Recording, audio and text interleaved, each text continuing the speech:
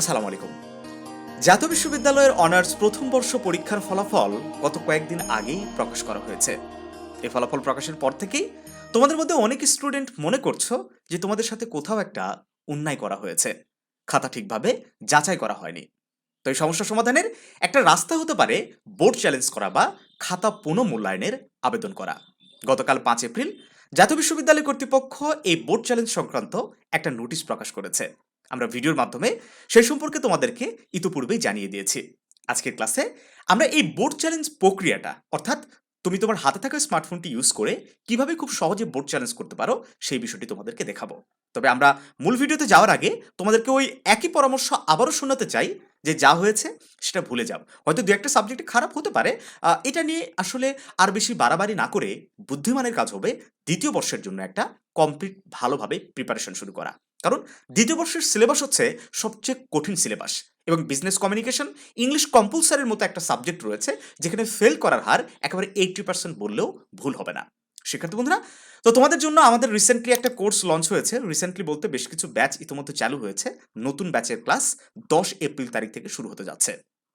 তো এই কোর্সে তোমরা যুক্ত হতে পারো, এবং আমরা স্পেশাল একটা ডিসকাউন্ট দিয়েছি। 1950 টাকার কোর্স মাত্র তুমি 1000 টাকা পেমেন্ট করে ক্লাস শুরু করতে পারবে। বাকি 950 টাকা তুমি এই কোর্স চলাকালীন সময় দিতে পারবে, ঠিক পরীক্ষার আগ মুহূর্তেও দিতে পারবে, সমস্যা নেই। আর যদি মনে করে যে না, জানুয়ারি সার্ভিস তোমার কাছে খারাপ লাগছে, তাহলে পেমেন্ট করার প্রয়োজনই নাই, ঠিক আছে। তো এই কোর্সে কি কি পাবা একটু যদি তোমরা দেখে নাও। ইংলিশ কম্পালসারি বা বিজনেস কমিউনিকেশনে A to Z detail live class, একদম পরীক্ষা শেষ না হওয়া পর্যন্ত এই ক্লাসের কার্যক্রম কিন্তু চলমান থাকবে।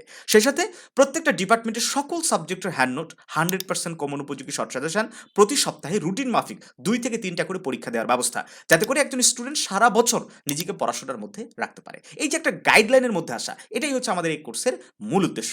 তারপরে কি, জাতীয় বিশ্ববিদ্যালয়ের প্রতিটি বিষয়ে যে রেকর্ডেড ক্লাসগুলো রয়েছে তা গুছিয়ে করার ব্যবস্থা, এবং পরীক্ষা শেষ না হওয়া পর্যন্ত আমাদের অভিজ্ঞ শিক্ষক মণ্ডলীর সার্বক্ষণিক সাপোর্টের ব্যবস্থা। তো চলো আমরা মূল আলোচনায় যাই। তাহলে যারা ভর্তি হতে চাও ভর্তি হয়ে যেতে পারো। আমি যদিও এই বোর্ড চ্যালেঞ্জের প্রসেসটা ফোন থেকে মানে পিসি থেকে দেখাচ্ছি, বাট তোমার ফোন থেকেও সেম প্রসেসে তোমরা আবেদন করতে পারো। তো এই জন্য শুরুতেই চলে যেতে হবে তোমার হাতে থাকা স্মার্টফোনটির গুগল সার্চ বারে গিয়ে টাইপ করবা nu.ac.bd। এটার লিঙ্ক আমি আমার ভিডিও ডেসক্রিপশনে দিয়ে দিব, ঠিক আছে। nu.ac.bd সার্চ করলে সরাসরি আমাদের জাতীয় বিশ্ববিদ্যালয়ের যে অফিসিয়াল ওয়েবসাইট, সেখানে আমাদেরকে নিয়ে চলে যাবে। তো এখান থেকে একটু ভালো করে খেয়াল করে দেখো, এই যে সার্ভিসেস নামে একটা অপশন, হ্যাঁ ফোনে একটু ইন্টারফেসটা অন্যরকম হতে পারে, বাট 3 ডট দেখতে পাবা, হ্যাঁ ফোনে একটা 3 ডট দেখতে পাবা। তো সেখানে ক্লিক করলে এই যে সার্ভিসেস নামে একটা অপশন আছে, এবং সার্ভিসেসে ক্লিক করলে তোমরা দেখতে পাবে সোনালী সেবা। একটু খুঁজে দেখবা যে সোনালী সেবাটা কোথায় আছে।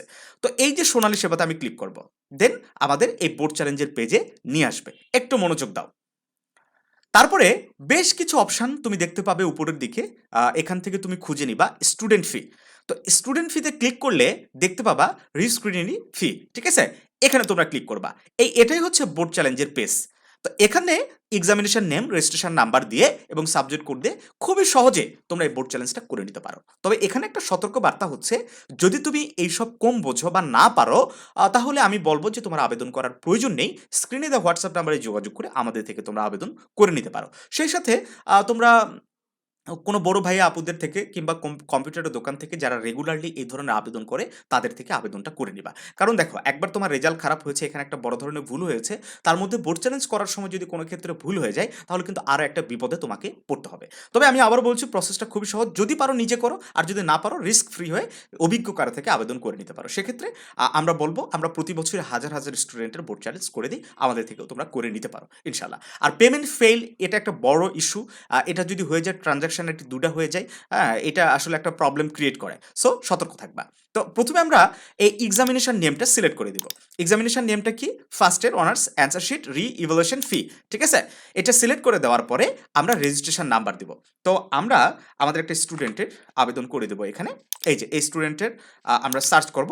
এখানে এই যে রেজিস্ট্রেশন নাম্বারটাতে সার্চ করলেই ওই স্টুডেন্টের নেম এখানে চলে আসবে, অর্থাৎ ভুল হওয়ার কোনো সম্ভাবনা নাই। হ্যাঁ, তো রুকিয়া ইয়াসমিন নিশি, আমি দেখতেছি যে নামটা ঠিক আছে। এখন আমি কন্ট্যাক্ট নাম্বারটা দিব। তো আমি কন্ট্যাক্ট নাম্বারটা দিয়ে দিই। কন্ট্যাক্ট নাম্বার যেন ভুল না হয়। আবার অনেকে মনে করে যে SMS আসবে কিনা, না, জাতীয় বিশ্ববিদ্যালয় বোর্ড চ্যালেঞ্জ করলে কখনো SMS আসে না। তাহলে এখন প্রশ্ন হতে পারে যে কিভাবে আমি বুঝবো আমার আবেদনটা হয়েছে? ঠিক আছে, আমি অনলাইনে এটা ভেরিফাই করা যায় আবেদন হয়েছে কি হয় নাই সেটা আমি ভিডিওর শেষ দিকে তোমাদেরকে দেখিয়ে দিচ্ছি। তো এখন আসি সাবজেক্ট কোড। এই যে এটাতে ক্লিক করে আমরা সাবজেক্ট কোডটা সিলেক্ট করে দিব। আমি কোন কোন সাবজেক্টে বোর্ড চ্যালেঞ্জ করব সেটা সিলেক্ট করে দিলাম। আমি 2টা সাবজেক্টে করব, এই যে 21-10-03, এটাতে একটা আরেকটা করব যে 21-21-11, এই 2টা সাবজেক্টে করব, ঠিক আছে? তো আমি লাস্ট মোমেন্টে আরো একবার পুরো ইনফরমেশনগুলো খুব ভালোভাবে দেখে নেব যে সবকিছু ঠিক আছে কিনা। যদি সবকিছু ঠিক থাকে তাহলে আমি সাবমিট এই বাটনে ক্লিক করে দেব। তো ক্লিক করলে আবার একটা আমাকে নোটিফিকেশন শো করবে যে এই পেপার কোডগুলো কি ঠিক আছে। যদি ঠিক থাকে তাহলে তুমি ওকে করো, না হলে ক্যান্সেল করো। যেহেতু আমার ঠিক আছে আমি ওকে করে দিলাম। তো ওকে করে দেওয়ার পরে আমাদের পেমেন্ট করতে হবে। এখন তুমি দুইভাবে পেমেন্ট করতে পারো। একটা হচ্ছে ডাউনলোড পে স্লিপ, এটা ম্যানুয়ালি সোনালী ব্যাংকে গিয়ে এই পে স্লিপটা জমা দিতে হবে, ঠিক আছে?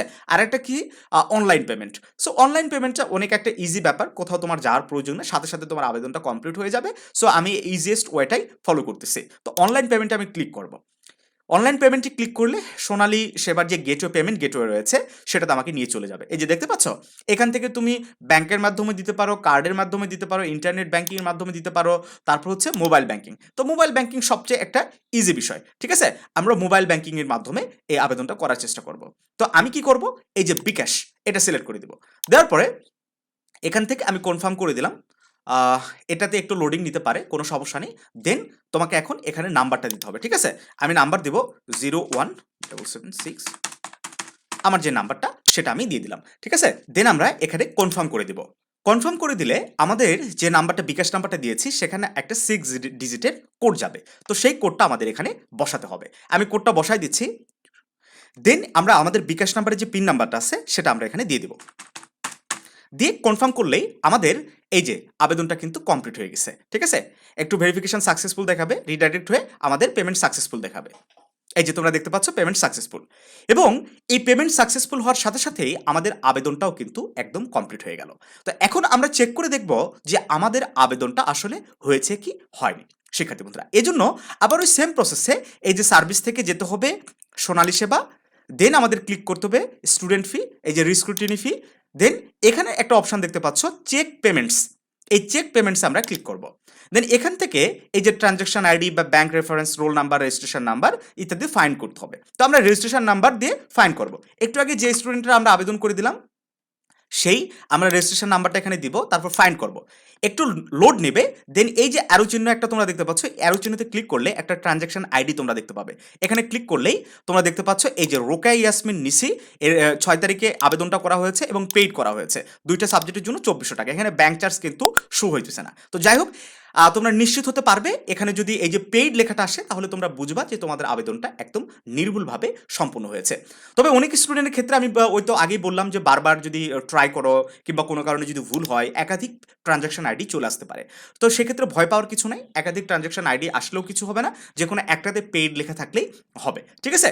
তারপরও আমি আবারও বলছি, যদি এসব রিস্ক না নিতে চাও, নির্ভুলভাবে আবেদন করতে চাও, তাহলে আমাদের সাথে এই হোয়াটসঅ্যাপ নাম্বারে যোগাযোগ করতে পারো। আমরা তোমার আবেদনটা নির্ভুলভাবে করে দিব এবং এই যে আবেদন হয়েছে কি হয় না সেটাও কিন্তু আমরা একবারে ভেরিফাই করে দেখিয়ে দিই এবং রেজাল্ট যখন প্রকাশিত হবে আমরাই তোমাদের রেজাল্টটা চেক করে দিব।